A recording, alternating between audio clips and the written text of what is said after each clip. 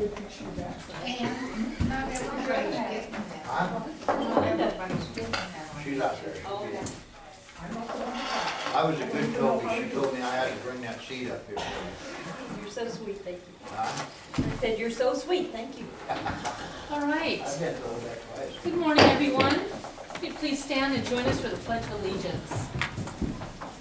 I pledge allegiance to the flag of the United States of America and to the republic for which it stands, one nation, under God, indivisible, with liberty and justice for all.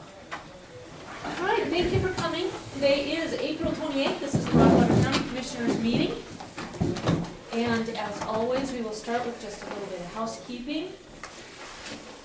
Broadwater County Public Meeting Policy, also known as the Civility Policy, follows Robert's Rules of Order. The purpose of this policy is to open Broadwater County public meetings to all county citizens. We realize we have a fiscal and fiduciary responsibility to conduct county business as efficiently as possible for all Broadwater County residents. Commission meetings are recorded and are on YouTube, so please state your full name prior to public comment for the record. Any separate conversations need to be removed from the meeting and conducted outside. Outbursts will not be tolerated. Public comment will give each citizen who wishes to speak 3 minutes to do so, and all comments should be directed to the board chair or presiding officer. So, with that, is there any public comment this morning? Public comment?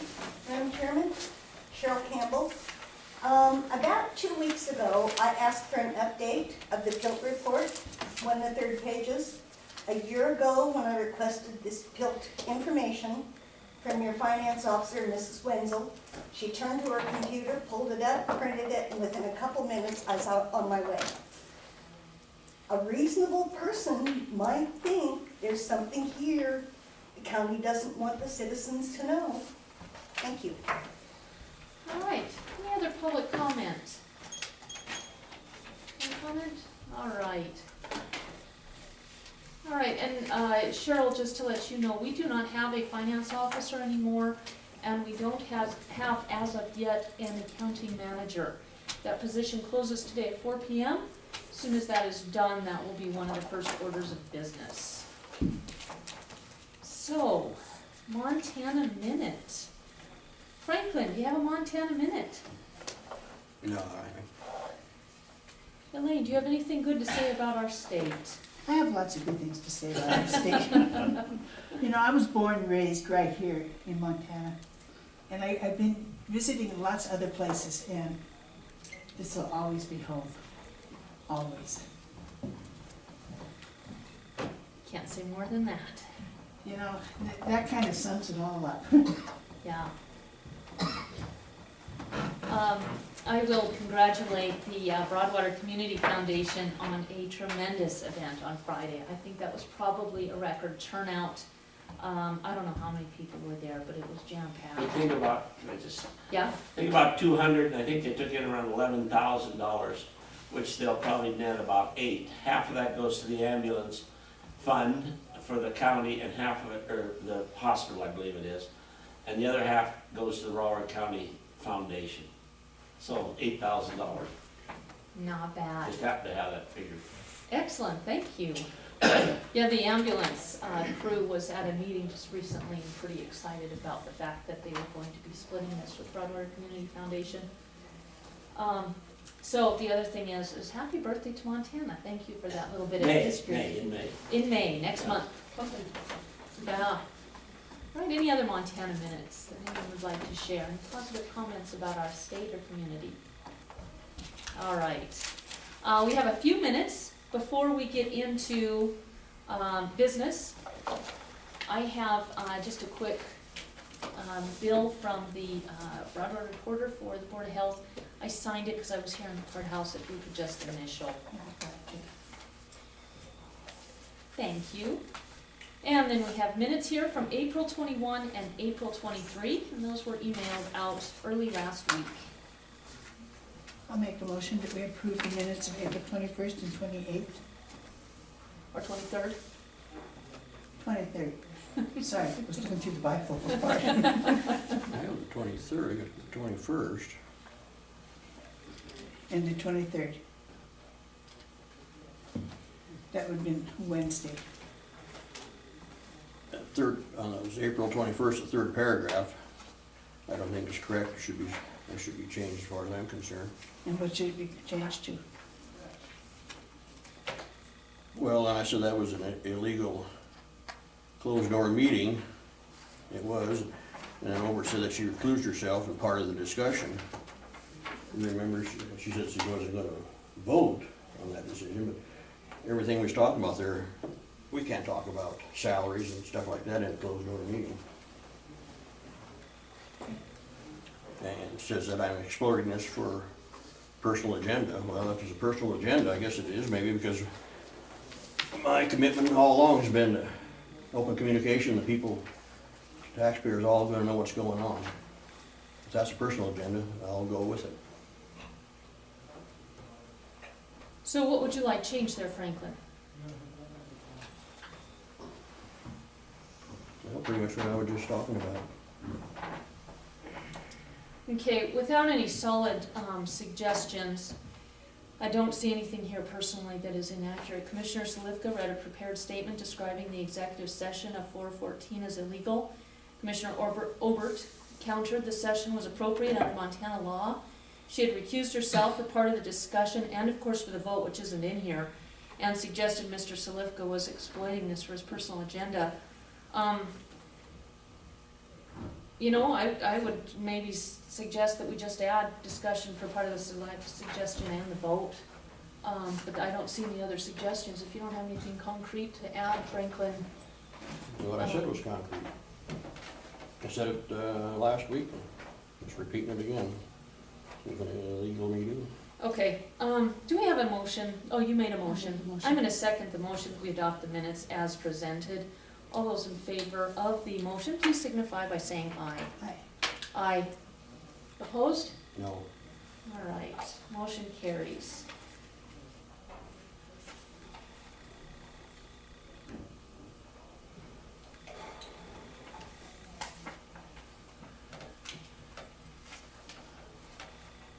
Franklin, any suggested edits you ever have, you can certainly present, but to just discuss and not have anything concrete gives us nothing to work with.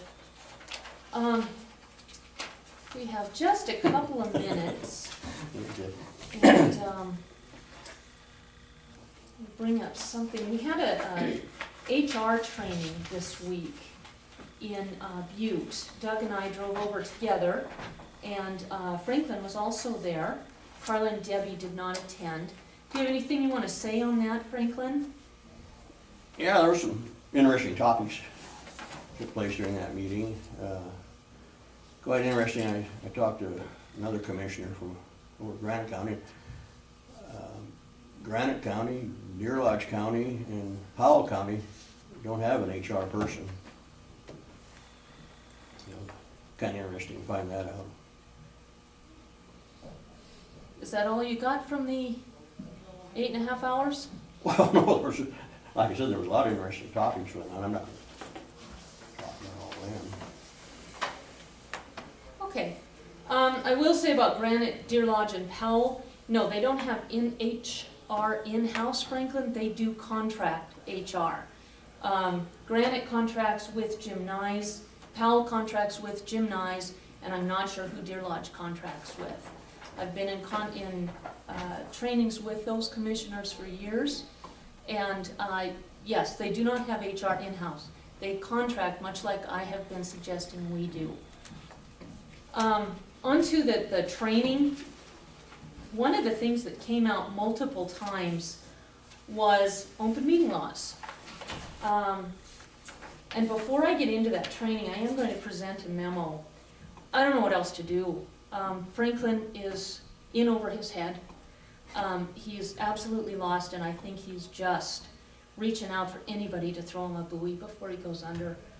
I wish he would reach out to reputable people with something to offer him as far as how to do this job. But it just doesn't seem to be happening. Commissioner Slivka, on April 21st, 2014, you violated your oath of office by violating the Constitution of Montana, Article 2, Section 10, right to privacy. The right of individual privacy is essential to the well-being of a free society and shall not be infringed without the showing of a compelling state interest. You purposely spread misinformation, made false statements, and were wrong in the accusations you made. According to Montana Code Annotated MCA 2-3-203, meetings of public agencies and certain associations of public agencies to be open to public exceptions. Subsection 3, the presiding officer of any meeting may close the meeting during the time the discussion relates to to a matter of individual privacy. Discussions held within executive session closed door are not for public consumption. These matters have been explained to you by various professionals multiple times, fellow commissioners, legal and HR representatives, co-workers, including law enforcement. There have been repeated and consistent concerns regarding your mistreatment of employees and fellow elected officials. You are quick to accuse and misrepresent issues. You seem unable or unwilling to absorb what you are doing. Attached are a copy of the Constitution of Montana, Article 2, Section 10, Right to Privacy, MCA 2-3-202, defining open meetings, MCA 2-3-203 regarding open meeting law exceptions, and a copy of your statement, which was read at the beginning of the Broadwater Commission meeting on April 21, 2014. Signed, Laura Olbert. I will pass this down, and I will make sure you get a copy for the record. And during the training, the HR training that we had, You wanna look at this? you certainly may. You wanna look at it? Highly effective, or hiring effectively and illegally, discipline and terminations, workplace violence and bullying, and employee medical issues updated. These are the things that we covered, and it started about 9 o'clock Friday morning. We got out of there a little after 5. It was excellent. I was tickled to see Franklin there. Doug and I both went. And it was sponsored by MAPO. It was free to Broadwater County, to any counties. There were HR, treasurers, commissioners, and I think that was about it. And all were county personnel. One of the things that came up repeatedly, and there was a new HR manager there, and she had a lot of questions. What came up repeatedly was, when you are dealing with personnel, their rights are precious. Their rights are protected by the Montana Constitution. It is not for public fodder. It is not for the public rumor mill. Those are closed doors. One thing that Michelle Pagari, who conducted the training, said is, you do not necessarily have to agenda a closed door. If something comes up that is unforeseen, and it is our obligation as the supervisors to investigate it, to get that started, we can call a closed door at any time. That is in the MCA. So, just interesting, we do try and notice all of our closed doors, but once in a while there is an emergency that needs to be discussed. So, I have these notes, and I'm more than happy to share them with you, anybody who wants to see them. Okay, it's got my chicken scratch on it, but you're welcome to that as well. That adds to it. All right. Okay, so with that, it is 10:15. Kyle Hopstead, don't sit down. Townsend Health System, CEO, Assisted Living Facility Study Support. Come on up. Thank you, guys. How you doing?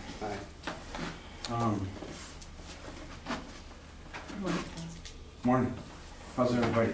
Good. Good. The initial, want to take one of these, and one of these. These are, the initial reason to come by is ask for a letter of support to study the process of an assisted living facility, somewhere between 12 and 16 beds. This is kind of what we're thinking about looking at. Take one of each and pass it on. okay. So you just have a chance to kind of look at this. This is the application that we've put together with, of course, Mia's help. We would get it done for Mia. What we're asking the USDA Rural Development Group for is to study the process of what an assisted living 12 to 16 bed unit would look like, where we might place it, how it might fit with our whole organization. And the whole idea is to ask you for a letter of support to get this process going. It's probably, even on a fast track, might be a 2 to 4 year process. So it's something that we ought to look at now in order to figure out where we want to be 3 to 4 years from now. And why I say 4 years, it's from what I understand, it's almost a 12-month process of just planning, coming up with the recommendation. Then it's a study process, then it's, if you're lucky, a funding process, and then construction would be probably 18 months. So it's out there 4 years. And it is in keeping with the long-range plan that the community came up with, and taking a look at what future offerings can we pull together as a community, and how would that look. We think that there is service capability in a 60 to 100 mile radius for assisted living. These are from CTA, some of the projects that they have put together, and I think it's really an appealing asset that we could bring to the community of Townsend and Broadwater County.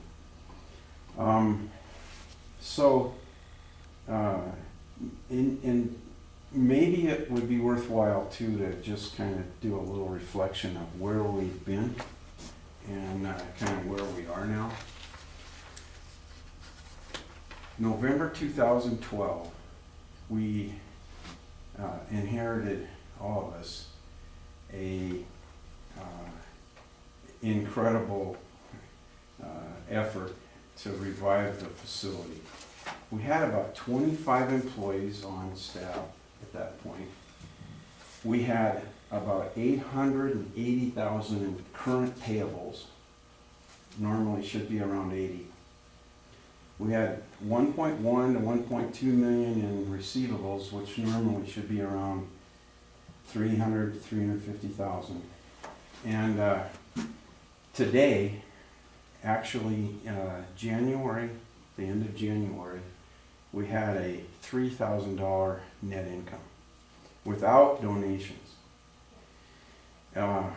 It's a phenomenal miracle story that the people of Townsend have made happen. We had no money essentially in the bank back then.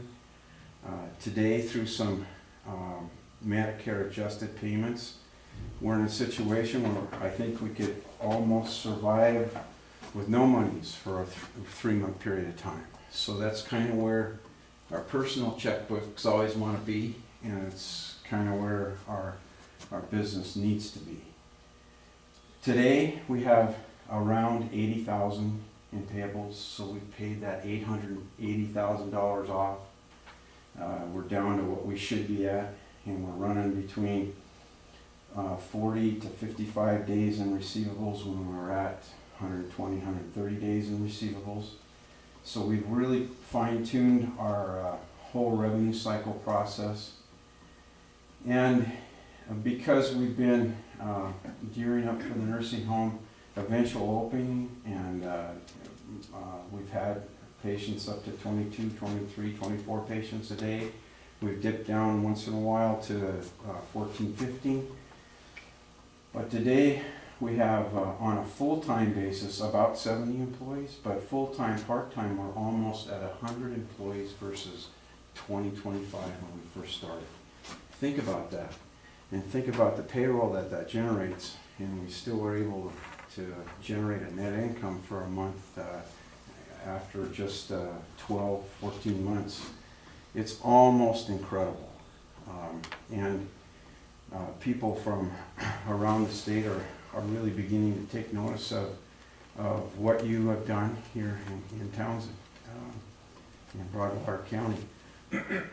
So, yeah, there were times I wasn't sure over the last 12 months we were all gonna make it, but I think we are now. And we really need to take a look and step forward to looking at some new projects that might enhance further the occupancy capabilities. We conducted a survey throughout the county, done by the Montana State University AHAC group. It was funded by a grant. I think it's important to note that probably over the last 12, 14 months, we've generated almost $900 to $1 million in grant monies. We took your PILT money and generated from $50,000 seed money to a $500,000 grant through CDBG to implement CT unit. And it's interesting, among the top 10 areas that the people of your county, 800 people in the survey identified, was imaging, mammography, MRI, and CT. They identified it as something they'd like to see provided here in the community. So in answer to that, we conducted our first coach mammography screening session, and our next one is May 2nd. 26 people took part in that screening process, and it was provided through the Kalispell Regional Hospital. We pay them a fee to come and offer that service, and then we bill it out, which was a great success. A comment that the 3 staff members from Kalispell made to us, we had a little session afterwards, and how can we do this better, and how can we make it work better, and the lead person said, well, I'll tell you what you can do. I'm thinking, oh, I maybe shouldn't answer that question, but what they said was, why don't you come with us and show the rest of those 12 sites how good it can be done, because they were really pleased with how well our crew did, and that's always good to hear. On top of that, we hope by early summer, maybe by the end of June, we'll have our CT unit in place, as well as our MRI unit on campus a half day a week. The MRI unit will be on a mobile basis, on a trailer. The CT will be in place, and that's all a big thank you to the commissioners, because it wouldn't have happened. We took that $50,000 and seeded it into a $500,000 grant process through CDBG and a foundation. And to give you some idea, this is some of the, I'll just pass this around for you to look at, but this is a picture of the trailer for the MRI, and some of the outcomes of what the MRI will do for us. Now, you know, always a question, are you going to have enough volume? Our medical staff is anxious. They see a real possibility in having the CT here. We have our CT tech on campus currently, developing the policies and procedures, and working with the imaging department in Helena, with our radiologist, Dennis Palmer, so that our policies and procedures correlate with theirs. We just implemented a PAC system. I won't really share what that does, except for it stores the image, because there are so many images generated from mammography and MRI, and they're voluminous in the miraculous network pipe. But it gathers them up and sends them out in a way that they can have it almost in a split second from the time it's taken. So that is in place, and so all the preliminary base that needs, a foundation that needs to be set for the CT is currently placed in the MRI as well. Just pass that around. So I think we've been very responsive to our people's requests, and just don't know how this will all develop in the USDA application, but I guess you don't know until you try. And all we're asking for today is a letter of support, and you've got some points there that we encourage you to take a look at. The mayor and city council have indicated their support, and so we'd love to have your support as well. We also, there were 6 imperatives back in November 2012 that the board, county commissioners, city representatives, foundation representatives outlined that they wanted us to achieve. One is to market the place. And I think that's a never-ending process, but that little insert that's in the IR and in our local paper, I get more comments positive about that. It's from Great Falls to Billings, somehow that gets around. So I think the marketing is going well, the fundraising, I think everybody's catching their breath after this marathon that we ran. But there is always going to be a need, and frankly, there are always going to be people who want to give. So we need to be communicating our mission and continuing that fundraising process. We're still looking for partners to work with, and they may be assortment of different partners. I mean, Bozeman Deaconess came and really helped us on our revenue cycle. We're talking with the Billings clinics because they are really the only game in the state that has allocated people, resources, dollars, and strategically aligned their initiatives to helping small rural facilities grow access hospitals, essentially.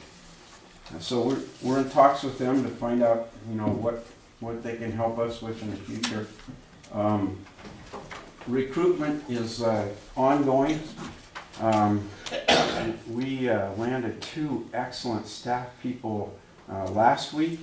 We're talking to nurse practitioners, PAs, MDs on who may be interested in joining our medical staff. Aaron Peters has been a great addition to our medical staff. Dwight Thompson, who used to work with us in the ER for ER coverage, has now joined us full time. Dr. Trapp is helping oversee our clinic on a daily basis. Keep in mind, this is a practitioner that's offered her services to a competing clinic, essentially. But bless her heart, she's been there helping us in making that all happen. So our recruitment is never ending. But I think we've been able to, in a situation where we weren't sure we were going to survive, we were still able to attract really quality people. The revenue cycle always needs tweaking, but I think we're on, with 40 to 50 days and days in receivable, we really improved that whole process. And then the quality benchmarking is something that we're working on an ongoing basis all the time. So I think we've really, when the group came together of citizens of Broadwater County and said, here are the 6 things we need to achieve,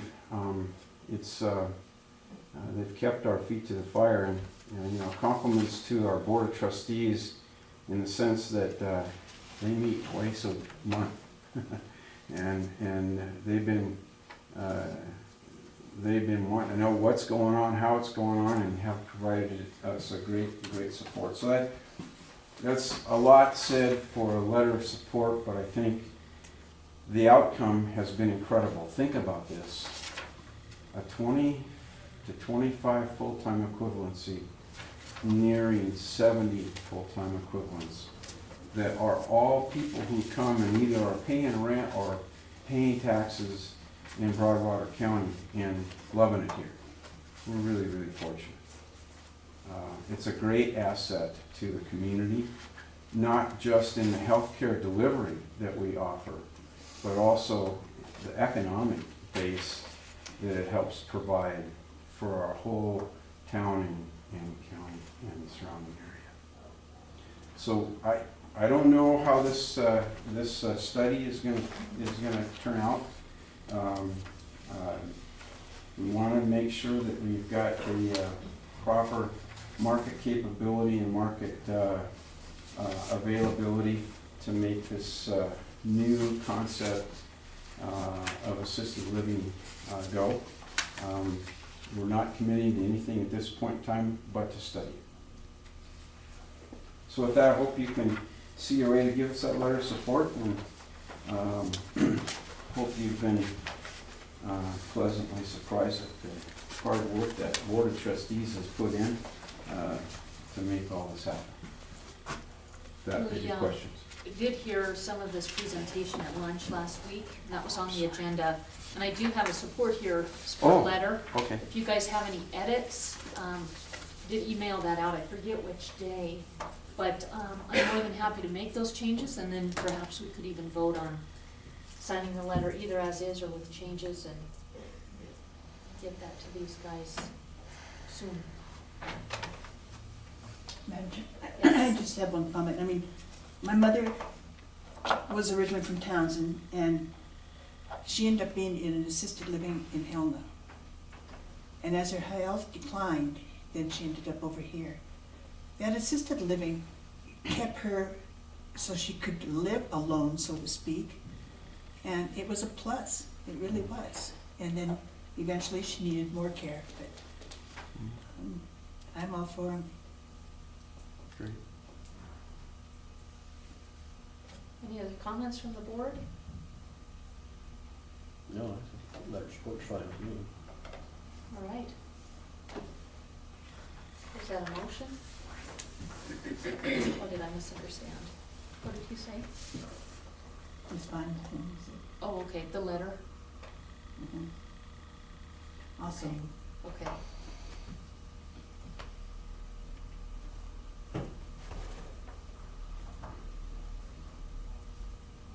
any ideas where you might go with it? You know, there's a host of ideas, but really isn't anything definite at this point in time. You know, there is space on that block on the other side of the street. I don't have an answer for you. That might be probably the most logical, but sometimes most logical isn't logical once you get the study done. And so it's a process. Franklin, do you have a second to the motion? I'll second. All right, it's been moved, and before we take a vote, sorry, I did see a hand up. Tim? Thank you, Madam Chair. The study from USDA, as I understand, or being sponsored, or how much is that study gonna cost? You know what? We don't even have that number yet. Oh. We need to sit down with them, and Okay. they need to decide whether this is a worthy project, and they need to hear from the citizens here Okay. if it's a, and then from that point on, we sit down and take a look at what all that cost is gonna turn out to be. Okay, thank you, Madam Chair. Sure. Dwayne? Yeah, Dwayne, this is just a letter of recommendation, not putting us in a tight spot, right? Yeah, Not- it's just a letter of support to study it. No, it doesn't obligate us to anything. Okay. Any other comments, questions? All right. All those, it's been moved and seconded to sign the letter of support for Townsend Health Systems to pursue a study on assisted living. All those in favor of the motion, please signify by saying aye. Aye. Aye, motion carries. We appreciate you taking the time last week to come and have lunch. And pretty soon, we're gonna have some dirt dug out here where the modular unit to the CT is gonna go. And so you wanna stop by and keep track of us on that one. We're gonna take pictures as we go, but it's gonna be a really nice addition, very nice. So we're excited about that. There's a lot of people talking about it who have had to go to Helena for that, who Mhm. are tickled that they will be able to stay here. Well, you know, we looked at, Big Timber and, Malta, and their high months, they've actually gone up to 70 scans. Low month was about 22, and average is about 45 to 55, somewhere in there. So it's really a needed service. It's the standard of care, and after we're in, I think there's only 3 or 4 facilities in the total state that don't have a CT unit. So we're catching up. We're on a dead run on the marathon. Hey Kyle, I will make a copy of this and get this to you this afternoon. Appreciate it. Thank you much. Thank Thanks for you. your questions. Sure. All right, 10:30, is Nick here? I don't see him. Nick Porthos, Detention Center Administrator, prevailing wage request. He was here last week asking if we could increase his staff to prevailing wage. Do you want to hear from him on that? I would prefer. Okay. Ann, would you mind just talking across the hall and asking if, when he can maybe contact me, if you'd like to come over?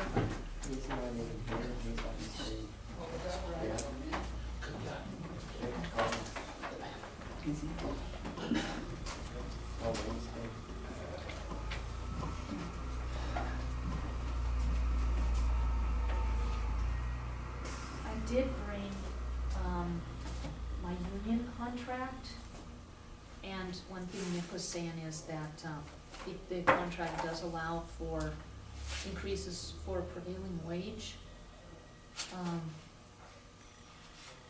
in the Me Too clause, and he's right.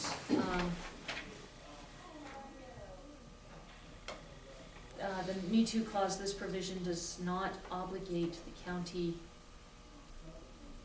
to, provide bargaining unit employees with increases in compensation based upon promotions, transfers, newly created positions within the county, increases in wages as a result of market rate adjustments, or increases in wages of any employee or employees due to federal or state prevailing wage requirements.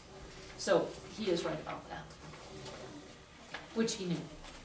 Well, then didn't somebody say something about the jail standards have made it so that he needs 2 more people? That was one of the things that the 2 reviewers that were here, the peer review, said is you need at least 2 more. So, yeah, that's. And what would their position be? One would be transport and, fill in occasionally, and the other one is a detention center officer. So, yeah, it's a legal directive that he has from his peer review.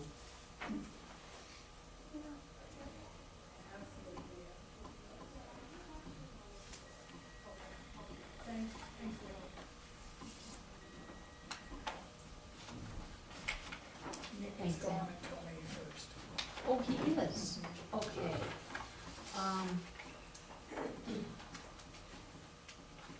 Can we table this till next week? Yeah, we'll do that, all right.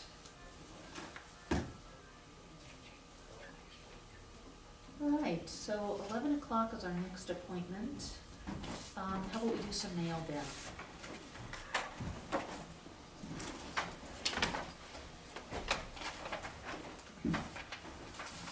Here is a claim for the TV district. Would you just sign that so we can throw it in with the rest of the claims?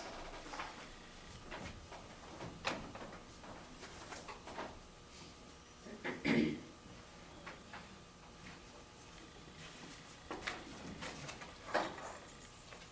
just initial it down here, where's it? No, just by my name. Sign it right up there, you, Mhm. right here. Yeah.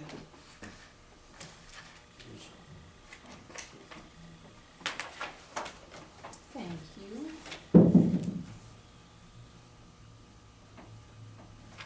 This is from Carroll Publishing, and they do the directory book that we have. What they want to do is just make sure that everybody's contact information for elected officials is correct. So if you guys would just look at your information, make any changes if you need to, and we can get this to them so that they can get us printed in their book.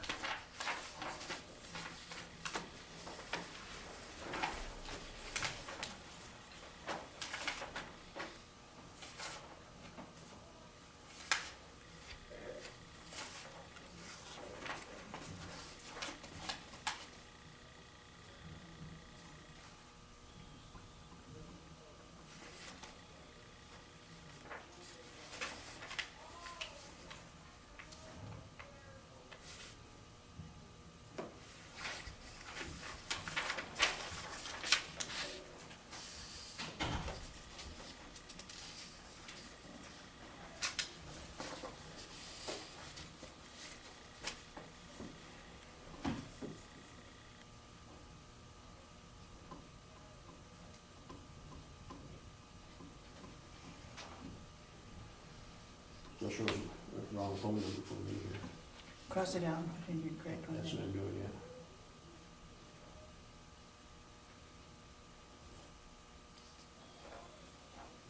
Oops, you know, yeah, I got it right folder, so I did, it was there. That's the only thing we have to check on, isn't it? Mhm.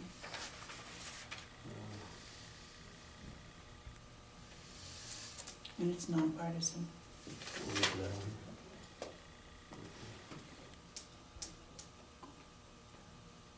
What's this URL?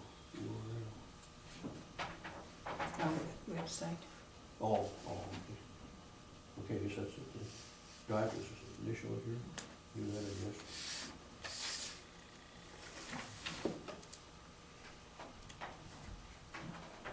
Can I have people notes that? Mm-hmm.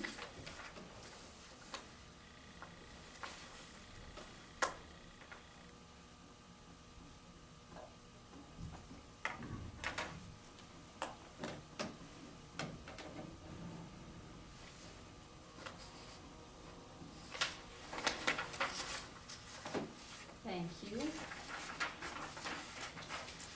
Right, Vigilante Electric sent a statement regarding fiscal, or last year, calendar year, and Broadwater County TV District earned some credits. Total patronage capital credits to date are $184.57. So that is a positive to our account.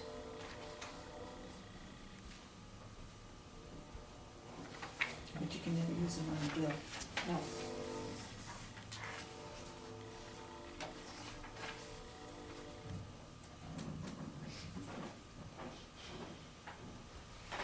Last week, you had asked for what the alcohol earmark is for Broadwater County. We received 3 payments annually, and Doug provided the 3 A101s, and they're each for $2,028 for a grand total of $6,081.82.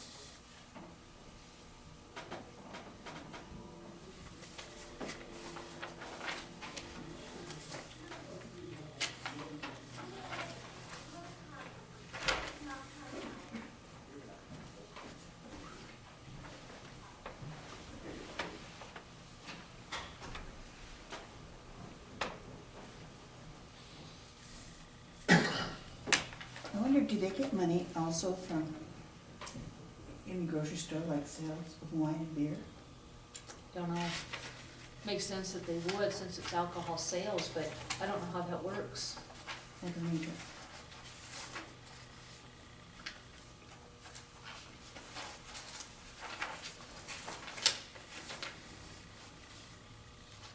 I was just curious.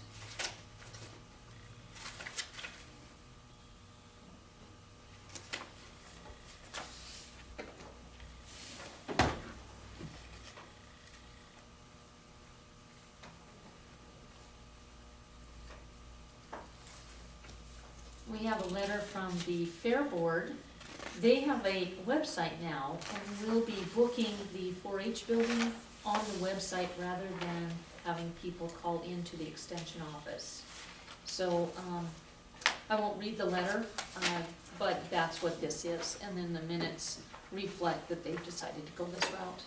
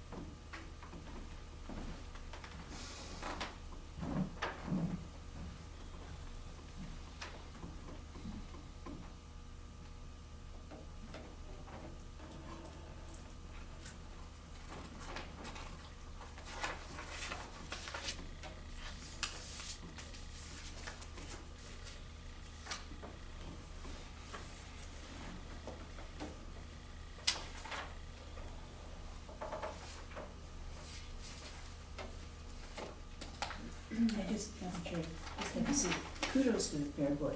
They have worked very hard together with the Rotary Board and are accomplishing some great things out there. I agree, yeah. Good group of people, We're very blessed to have them. yes, we are.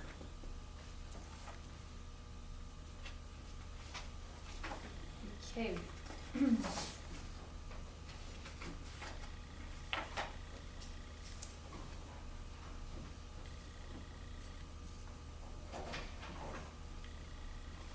We have claims. These are the approved claims from last week of $40,055.51. I'll make a motion that we approve claims, $40,055.51. I'll second.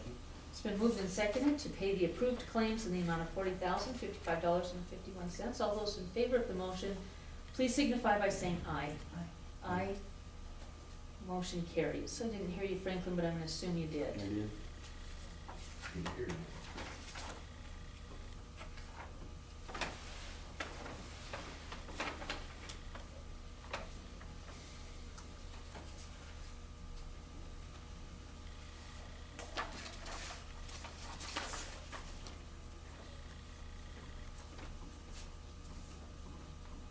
Okay, we have,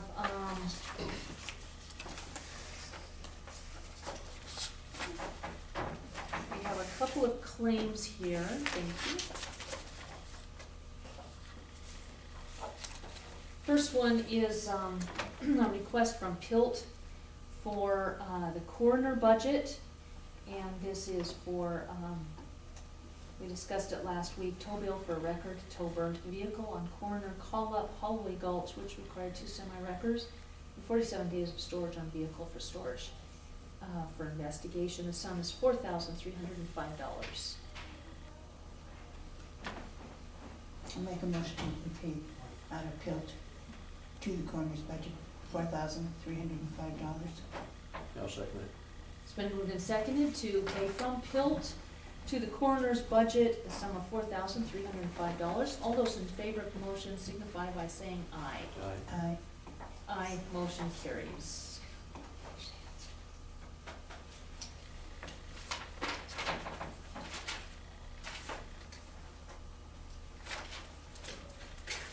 All right, next we have a claim.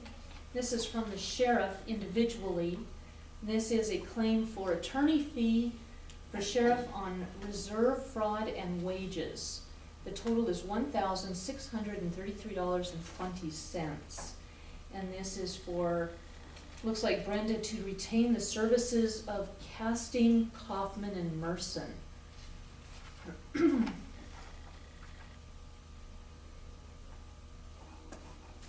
There has been nothing yet into anything that I can see would warrant an attorney for the personal use of an elected official. But I thought I'd bring this up.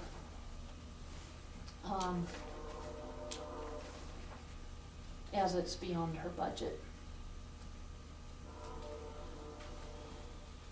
And it's the appropriate way to bring it up, as it's beyond her budget. Excuse me, Madam Chair. Just a minute.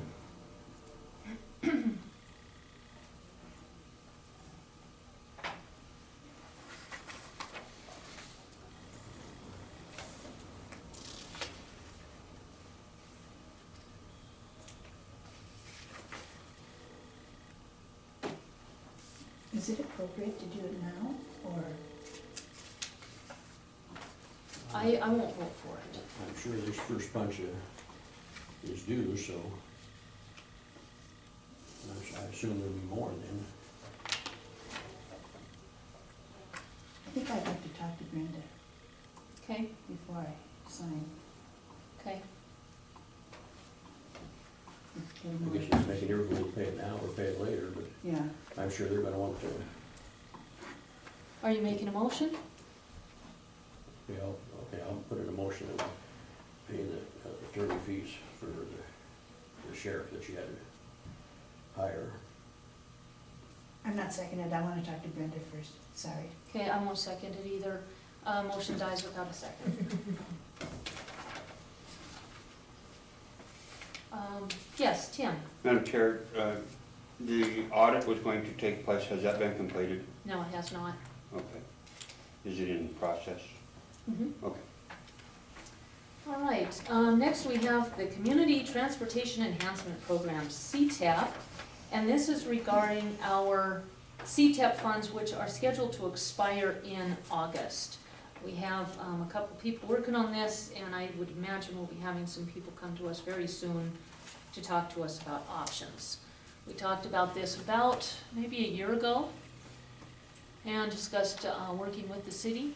We pulled our CTEP funds in the past, I believe twice, and one of the things that was brought up as the priority was fixing the sidewalks in front of the county-owned ambulance building.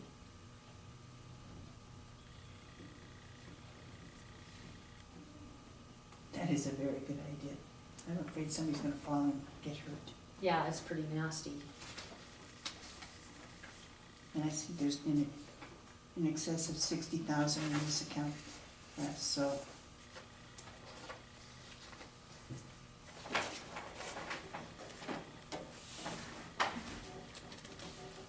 You say according to this, we have 60,000 in that account. Yeah. Go down one more page. And there it has all the counties and their amounts. Yeah. I'd like to have what Bozeman has. Yeah, no kidding. It falls at 684,000. Those big towns get big bucks. Mm-hmm.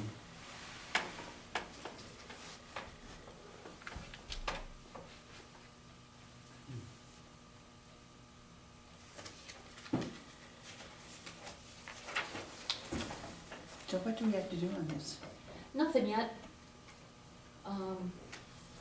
That'll be coming to us probably with, some solid discussion and then probably with a contract. You know, together, the city of Townsend's got almost 50. Yeah, We've got over 60,000, so yeah. That could pretty much cover that project, if not completely it's cover really it. good. Yeah. And if we don't use it by this fall, of course, we lose it, so. I will just put that here for information's sake. It's almost 11 o'clock. This is to do with our 11 o'clock appointment, which is the community gazebo at Silos, a letter. This was tabled from, I think it was Wednesday, when Sean was here. Anyway, we have two things to consider. The first one is unrelated, but it's still with the Silos. Dear Broadwater County Commissioners, this is from Virgil Binkley, Chairman of the Broadwater County Trust Board. Broadwater County Trust Board voted April 16, 2014 to loan $11,400 to Sharon Walker for installation of the docks that the county purchased from Goose Bay Marina. The loan will be repaid from the first funds collected from the dock revenues. It has been estimated that the loan will be paid back by early September 2014. Tracking and all paperwork of this loan will be completed by Broadwater County and the Trust Board. The money to purchase those docks, of course, was from the Trust Board, but went through the county, so it is officially the county purchasing, even though the money was from the Trust Board grant. The loan is also from the Trust Board, but again, as their advisory, we need to approve their decision. Sharon spoke with the Trust Board, and what she proposed was borrowing this money for the final install of those docks. She has enough people on the list for those dock spaces, but she does not want to take any money from anybody until it's solidified. So that is what was behind the Trust Board's decision to loan her that money. So this money would be back to the trust board, it's 11,000, we pay back to the trust board.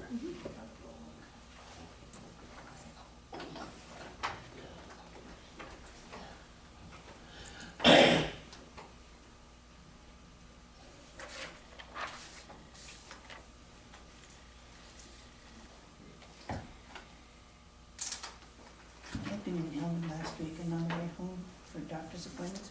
On the way home, I got noticing how low it is at this end. Yeah. It is mud flats.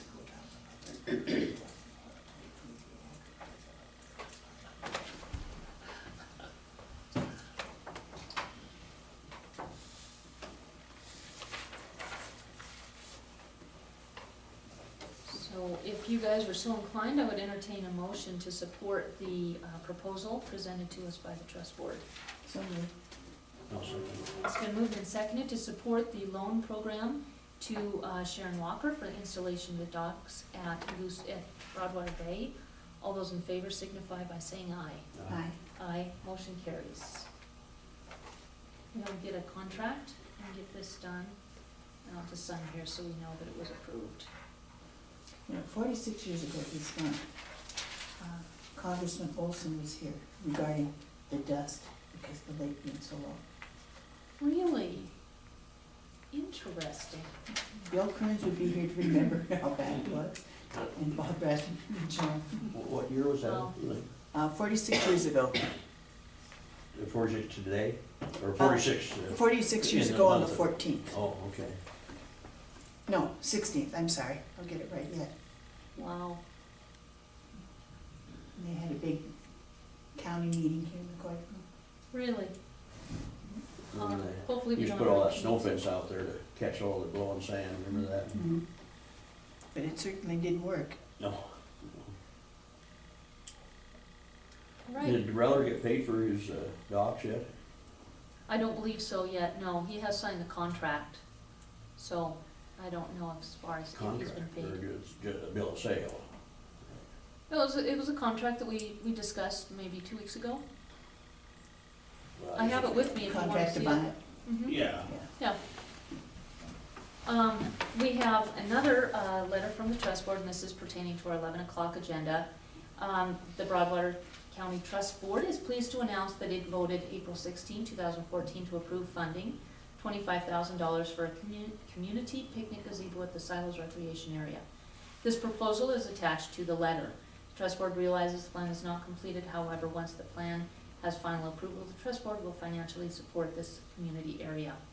So, what I would suggest is that we send a letter to BOR asking for a public meeting on site, and that way people can eyeball the idea, discuss any options, and we can also maybe discuss annexing in those day use areas into the Silos Recreation Area, or hear any other options. So my suggestion would be that we do kind of what the trust board did here, and that is to support it and follow through with public comment and public input. So moved. Yeah, I'll second, and get a letter off to the BOR for the, It's been Schedule. moved and seconded to probably should have a support. couple meetings, I suppose, huh?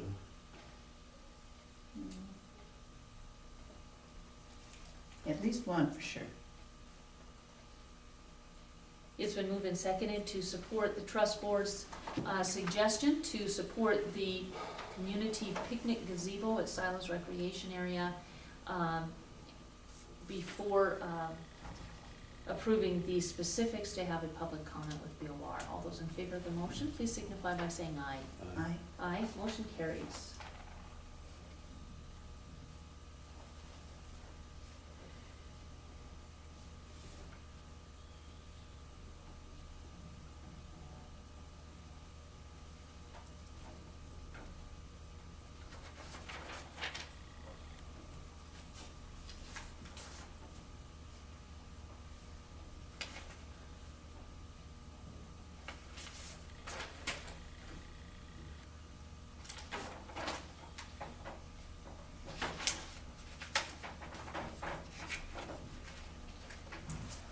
There are two other pieces of mail that I put in the wrong folders. Here's that contract. The speed zone at Winston, we had a public meeting, commission meeting at Winston on last fall, and requested a speed zone and the lights. They have put in the caution, the yellow flashing lights at Winston going both directions. The speed zone study, I'll let you guys read it, but basically what they found is the average speed traveled through Winston was between 71 and 73 miles per hour. However, and so they do not support or propose lowering that speed limit at this time. However, Broadwater County Commissioners, as stated in previous studies, have the option to consider a special school zone speed limit of 55 miles per hour for the school sidewalk, because there is a sidewalk across the highway.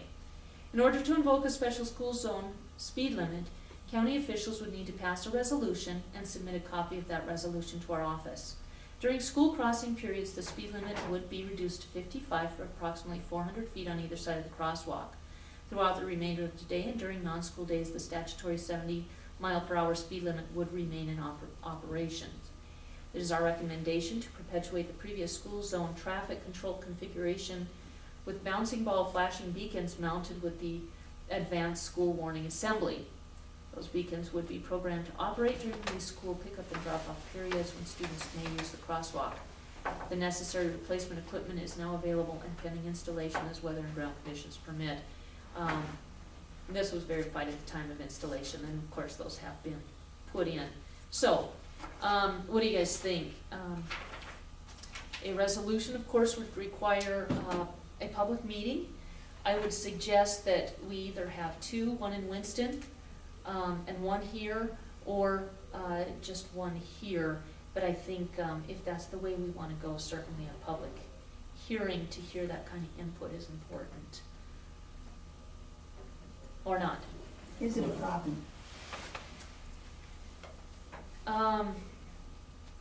The speed limit, Mhm.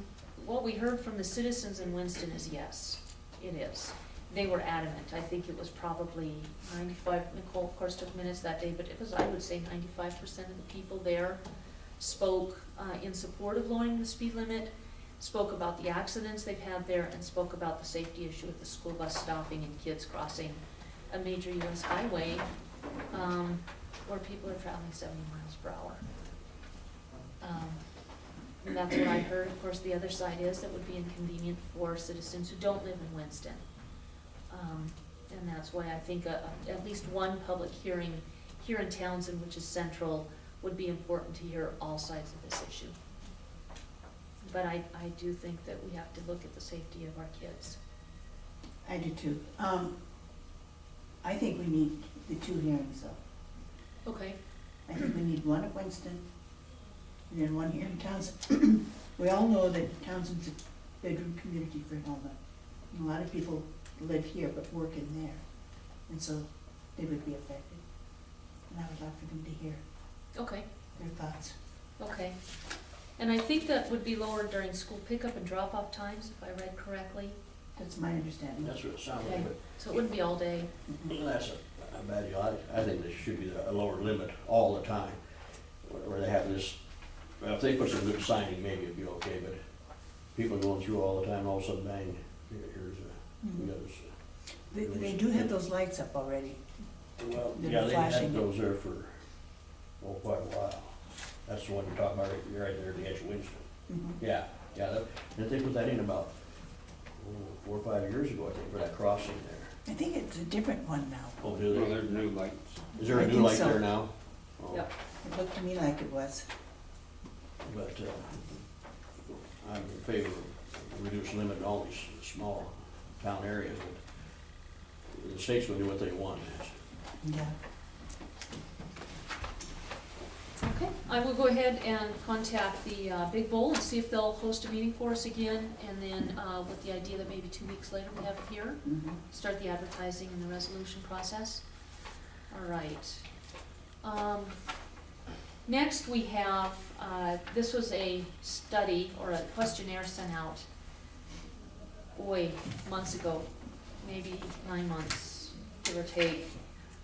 This is working group of the Environmental Quality Council, bipartisan interim committee of the legislatures asking counties to identify specific projects on federal land and need for forest restoration. We filled out this, looks like not a lot of counties did. So I'm just going to pass this to you guys to read. It's kind of a repeat of old information, but it's just an update. There's no action for us to take.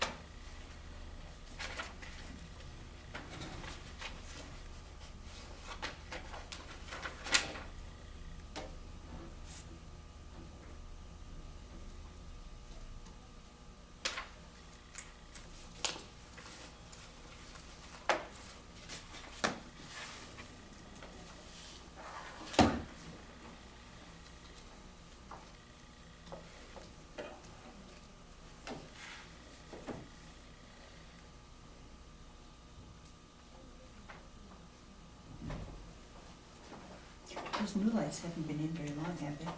Couple of weeks, That's what I thought. Are they bigger or couple taller? of weeks. No, I said they're bigger lights or taller or what? They're independent lights on each side of the crossing. There's not a single post. They're more noticeable. Yeah, they do show up pretty good. And they're just on certain times of the day then when the, I think they are. I went by once and they weren't blinking. I And came another by time I and they went were, by, they so- were. So I don't know what the frequency is. We've been after that for a long time.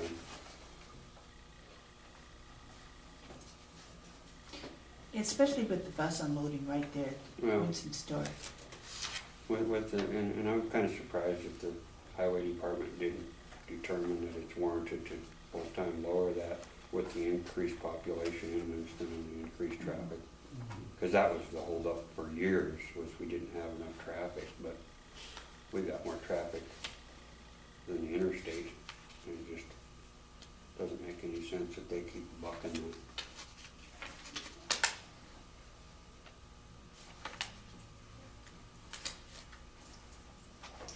But we'll take a little bit now and we'll get some more later, right? An inch at a time. One step forward.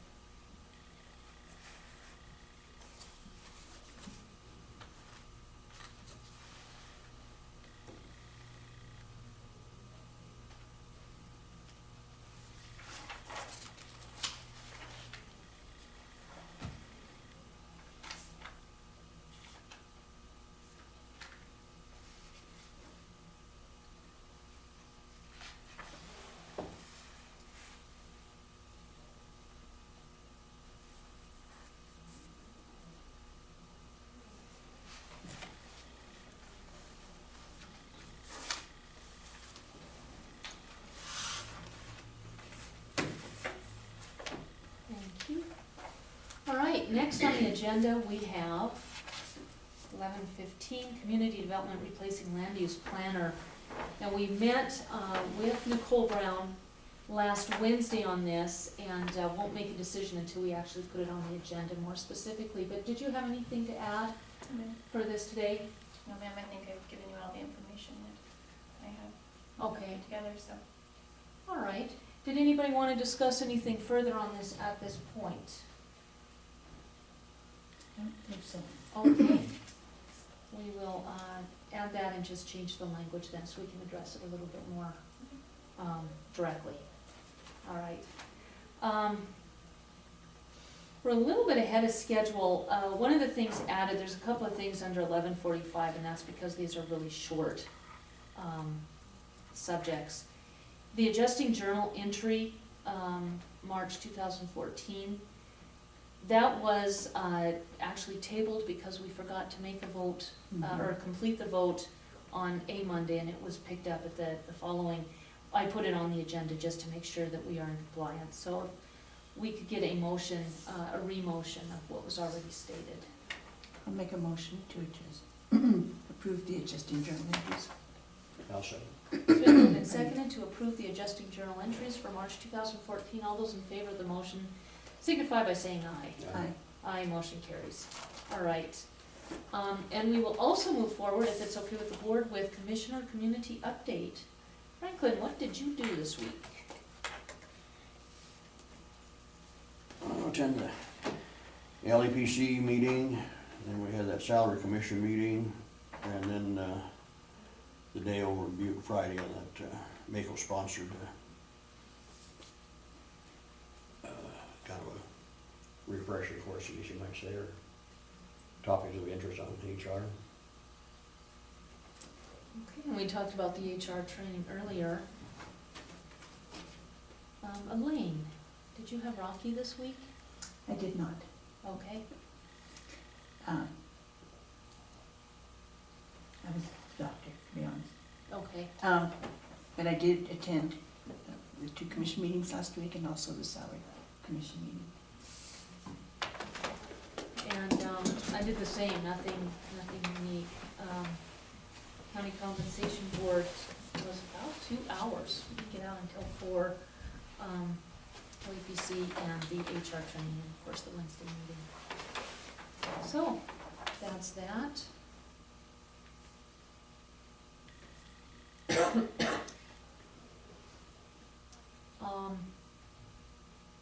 With the interest of not just sitting here, even though again we are early, you know, since you're here, Bernadette, if you have anything you'd like to bring forward or a certificate of survey, we'll still hang out till 11:45 just in case anybody else that might have one finds us here. But if you'd like to bring up anything now, that would be great.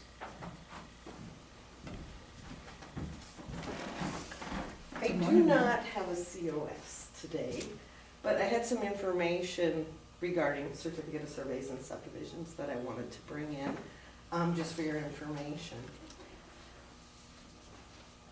As you notice, I'm not here a lot.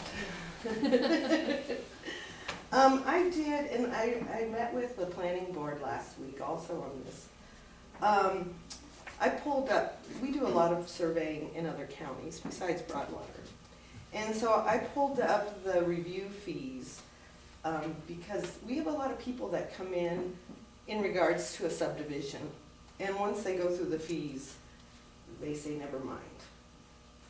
And so I did a comparable chart, and I also included their fee schedules also, so you guys could look them over.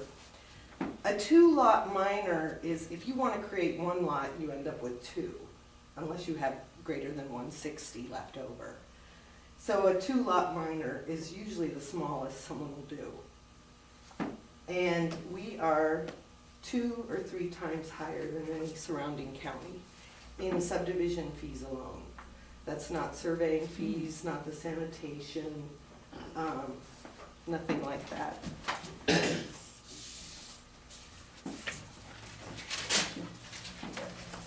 Thank you. So for Broadwater County, just in subdivision fees to the county is $2,640. The fire fee is $2,000. So right away, you're looking at $4,640 to create a lot. That's no surveying. If they're under 20s, they have to go to DEQ. That's no roads, no engineering, just county fees. So we tell everyone, normally to create a lot, you're looking at 10 grand. And most of the time, people are creating, say, a 5-acre lot or something to sell for some purpose.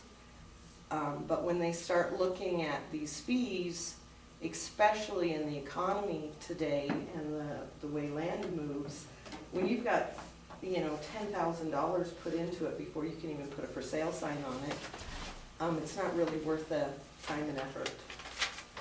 Plus, you're looking at 6 months of time to go through the process. And I know these fees originated when WWC was the planning department, or the planner for Broadwater County. And of course, there was a lot of subdividing going on. And I know his wages were pretty high. But the way it is now, the planning board, or the planning department is self-sustaining. And so it's not gonna be able to continue forever. I mean, this hurts my business, but it also hurts the county. Because every time somebody says, never mind, that's money the county's losing, plus we're losing, and no development is happening. So I know the planning board is going to look at this too, but they're kind of waiting till after the restructuring is complete before, you know, they can make a decision to move forward. But just for informational purposes, I wanted to bring this to your attention also, because it's definitely not helping growth in the county. So Bernadette, if the planning board wanted could there be two sets of fees, one for minor subdivisions and one for major subdivisions? There already is, Okay, yeah, there So- already is. are we also out of whack with major subdivisions? Pretty much, yeah. I think when it gets to be like 20 lots, Madison County was pretty similar. Okay, But a lot of the other counties were lower again. I mean, we're still, at the top end of the scale. And like I said, I included, the review fees for each of the counties. And you can see where, you know, there's major and minor are usually different fees, and then a per lot. Now, one thing like Lewis and Clark County does is their fees are considerably lower,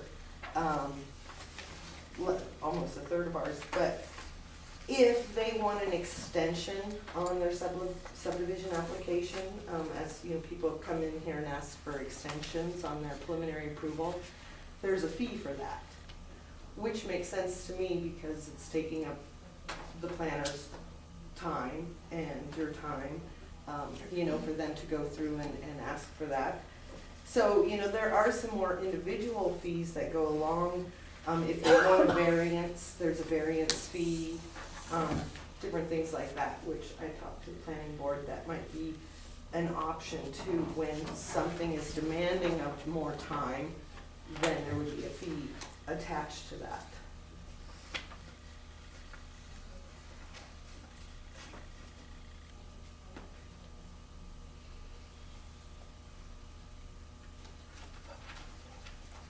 but you'd really like us to, more than anything, be prepared because the planning board is addressing minor subdivisions mostly. That's really where they want this focus, and perhaps we'll be presenting change.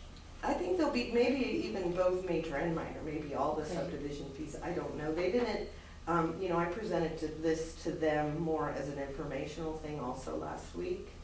And so they haven't really got into the deep nitty-gritty of the conversation with it, but that would be something forthcoming as they could. Okay, But, you know, right now, if you don't have subdivisions, and you guys have not seen, but I think 2 last year, 2 minors. You know, we have people all the time come in and go over it, and I know Nicole does too, people come in. And once they figure out all this, it's just not, worth their time and effort, or profitable, just to create one lot. And, so, you know, by saying never mind, then, you know, the county's losing money because they're not bringing any fees in. And we're not doing any work. right. But Do you have anything to add, Nicole? You know, I don't, Bernadette and I have spoken about this before, you know, and I see, when you compare it to other counties, that our fees are quite a bit higher. We raised them, I think it was in 2007, do you recall? I think it's when we raised them quite a lot, but we had a lot of subdivisions coming in, also we were contracting, so we had to figure out a way to make some revenue. It seemed to work at the time, but I do understand that now it might be the time to look at lowering those fees. So the planning board, like she said, you know, we just looked at it last week, you know, the same information. So we'll go over it and see if we wanna make the cuts, and maybe, like she suggested, how other counties charge for every change or every other service. We just have one blanket fee and a per lot fee, instead of, you know, charging for variances or extension of time or anything like that. So, you know, there are ways that we can charge for those specific things. We're certainly willing to take a look at it. Sure, yeah. And while things are slow, this is the time to be looking at it and perhaps making some changes. There was an article recently in the paper about the number of subdivisions that Lewis and Clark is getting sued for. I thought that was interesting. We had one, and we won it. It has nothing to do with the fees, but I thought that was a really interesting article and has a lot to do with the planning board, I think, and the work you guys do. But that was quite an interesting article. there is a lot that goes on in the subdivision, with the planning department and going over everything to prevent that kind of stuff. Right, yes, yeah. All right, any Any other questions? questions? So my understanding, the planning board is looking at these fees to review? Correct. Yeah, so the recommendation will be coming from the planning board, and really all it would require is a motion from this commission. Not today, of course, but when that comes forward. So this is a heads up. Just a heads up, and I thought just for informational purposes, for you, so you guys could see what's kind of going on too, and Absolutely, yeah. It's good to have this early so that we can kind of absorb it before getting into that discussion too, so I appreciate this. well, it seemed to coincide, I mean, I had brought this before, I knew that there was a restructuring of going on, but it seemed to go hand in hand also, because the planning board has always been self-sustaining, and I think at this current rate of growth in the county right now, or the current rate of subdivisions, there's no way that can continue with that office. And so I thought, I'll bring it to you guys too, might add information to fire or something. Absolutely, and this is totally appropriate with the restructuring. All we're doing is looking at how are things, could they be better? If so, how? And, so this fits right in. Yeah, so thank you. Well, thank you for. Thanks, Bernie. You bet. All right, last That's chance. interesting. It is, yeah, yeah. I had no idea. And to see them side by side is illuminating. Any further questions on that? All right, it is 11:30.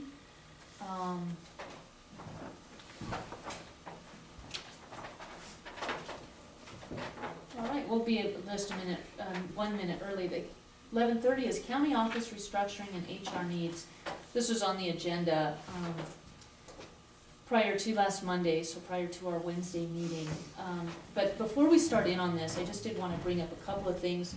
One is any decision regarding, or any discussion regarding Roger Halber specifically in any position he wants with the county, I did and remain recused. I recused myself then, and I am still recused from that. That means I will not be voting on that subject, period. Two, I think it just needs to go with that, that should have been in a recent letter in the editor or the article. Also, this has nothing to do, any of this, with HR needs or county restructuring or chief administrative officer discussions with local government review. It's completely apples and turkeys. And my other note here, I don't know what it means, so we'll just go on. Misrepresented, I think that's just it was misrepresenting the facts, period, start to finish. The reason we even started looking at other options is, it was presented to us, and that's what we do. We take people's opinions and their ideas. We do so every single Monday, again, from Tim and John Wright. We do so with any citizen. We even had a working meeting with Tim on an ordinance he wanted to bring up. So this is not new that we would work with a citizen. It is new that we would be so misrepresentative for doing our jobs. The counties that Franklin mentioned, yes, it's true, they do not have HR in-house. They do contract with HR, and that's one of the ideas that I presented because it's the least expensive.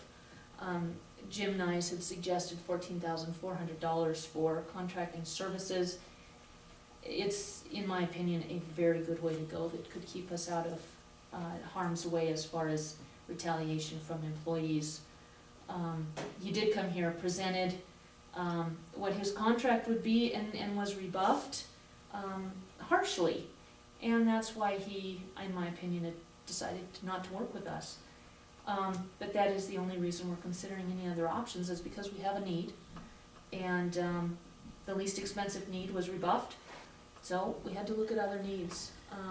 And that's where we're at now. So Michelle Puggery, who did the training, is potentially interested in contracting for us. I don't know what her fees would be. She wouldn't commit to any kind of structure. She would contract just the HR legal services, Administrative would be our responsibility. Payroll would be responsible for payroll HR and anything related. As far as hiring, interviewing, ongoing management of employees, that would be the duty of the individual department heads and elected officials.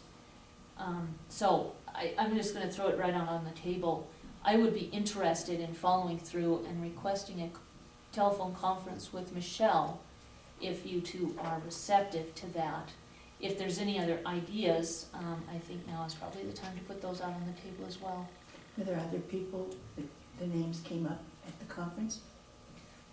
No, at the training, Right. no. Again, you know, Sil, Polly, spoke of Jim Nyes, and of course he was brought up by Michelle a number of times, just because he works with so many of the counties.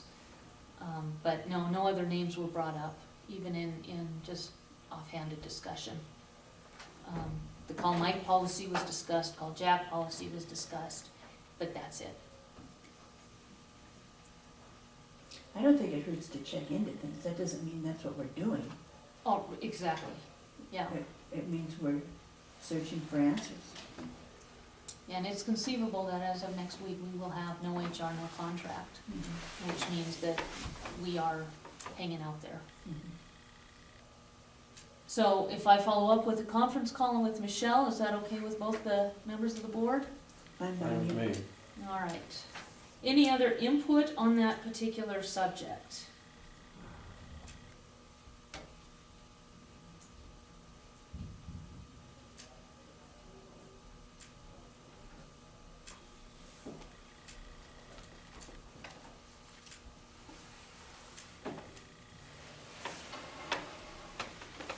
All right.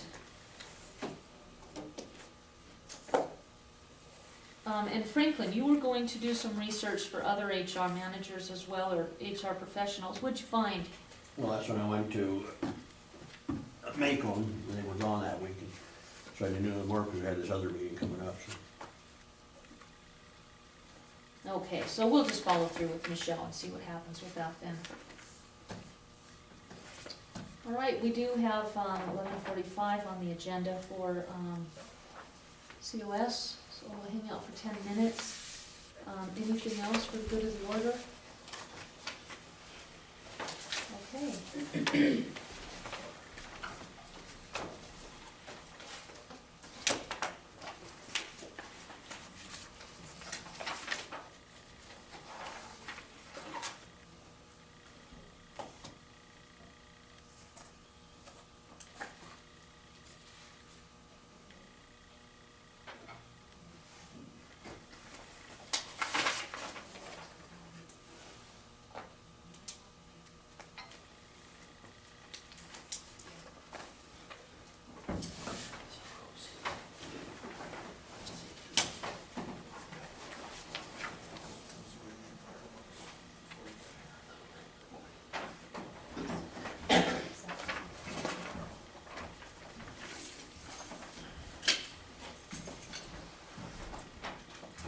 Next Monday,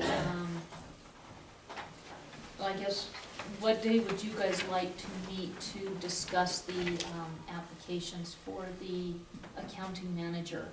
Would you want to do it just during the Monday meeting, prior to the Monday meeting, or during the week? I think we should just do it during the regular meeting. Okay, and that will be closed door, because that is the appropriate way to handle going through applications. So I will put it at 11:15.